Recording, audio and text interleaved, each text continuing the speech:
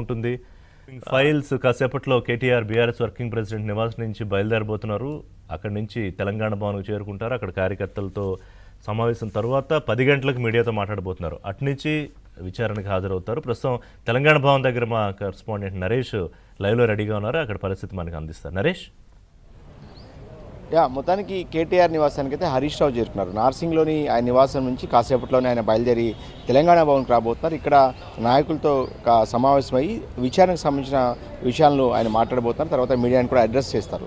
నేరుగా ఆయన సిట్కు 10:30 గంటల సమయంలో తెలంగాణ భవన్ నుంచి బయలుదేరి జూబ్లీహిల్స్ పిఎస్కు సిట్ ముందు హాజరవడానికి వెళ్ళబోతున్నారు. సో ఇదంతా ఒక ఎత్తు అయితే ఇప్పుడు బీఆర్ఎస్ పార్టీలో ఒక చర్చ ఏదైతే మొన్న హరీష్ రావుకు ప్రస్తుతం ఈరోజు కేటీఆర్ విచారణకు హాజరు కాబోతున్నారు. నెక్స్ట్ ఎవరు అనేది కూడా ఒక చర్చ జరుగుతుంది బీఆర్ఎస్ పార్టీలో. ఈ ఫోన్ ట్యాపింగ్ వ్యవహారానికి సంబంధించి చాలా కీలకమైన ఆధారాలను పోలీసులు సేకరించారు, సిట్ సేకరించింది. సో దాని ఆధారంగానే వీళ్ళందరికీ నోటీసులు వస్తాయి అనేది అటు అధికార పక్షం వైపు నుంచి వస్తున్న మాట అయితే కక్ష సాధింపు చర్యల్లో భాగంగానే టార్గెట్ చేస్తారు. మున్సిపల్ ఎన్నికల వేళ బీఆర్ఎస్కి సంబంధించిన కీలక నాయకులందరినీ కూడా కావాలని ఇబ్బందికి గురి చేస్తున్నారనేది బీఆర్ఎస్ పార్టీ ప్రధానంగా ఆరోపిస్తుంది. మనం చూసాం ఆ రోజు హరీష్ రావును ఈ నెల గత మంగళవారం రోజు అంటే 20వ తారీఖు ఆయన విచారణకు హాజరైన చూపిస్తున్నాం.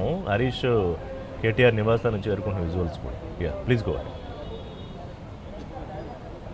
Please continue Naresh. మొత్తానికి హరీష్ రావు విచారణకు హాజరైన సందర్భంగా కూడా పెద్ద ఎత్తున పోలీస్ స్టేషన్ దగ్గర ఏదైతే జూబ్లీహిల్స్ పోలీస్ స్టేషన్ దగ్గర పెద్ద ఎత్తున ఆందోళనకు దిగారు.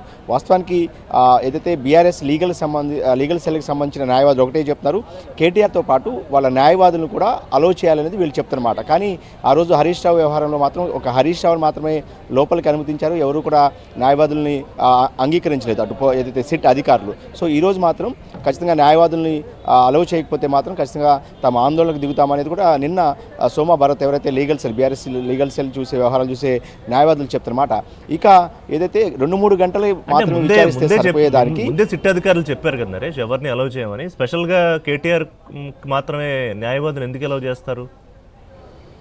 గతంలో ఏసీబీ కేసు వ్యవహారంలో కూడా ఒకసారి మనం చూసాం. గత జనవరి 2025 గత ఏడాది ఇదే నెలలో ఆ ఏసీబీ కేసు ఫార్ములా ఈ రేస్ కేసు సంబంధించి మొదట కేటీఆర్ అంటే ఆయన 2 సార్లు ఏసీబీ ఎదుట హాజరైన సందర్భం మొదట ఎవరిని కూడా అనుమతించమని చెప్పి అప్పట్లో ఏసీబీ అధికారులు చెప్పినప్పుడు కూడా తర్వాత ఈయన విజ్ఞప్తి కావచ్చు, వీళ్ళ ఒత్తిడి కావచ్చు, ఏదైనా కూడా అప్పట్లో తర్వాత కేటీఆర్తో పాటు ఒకరిద్దరు న్యాయవాదులు కూడా అలో చేశారు. సో అదేవిధంగా కావాల్సే వాంటెడ్గానే ఇబ్బందికి గురి చేస్తారు. న్యాయవాది ఉండే అవకాశం ఉన్నప్పటికీ కూడా అటు సిట్ అధికారులు ఒప్పుకోవట్లేదనేది వీళ్ళ వాదనగా ఉంది. సో ఏదేమైనప్పటికీ కూడా ఈరోజు ఏం జరగబోతుంది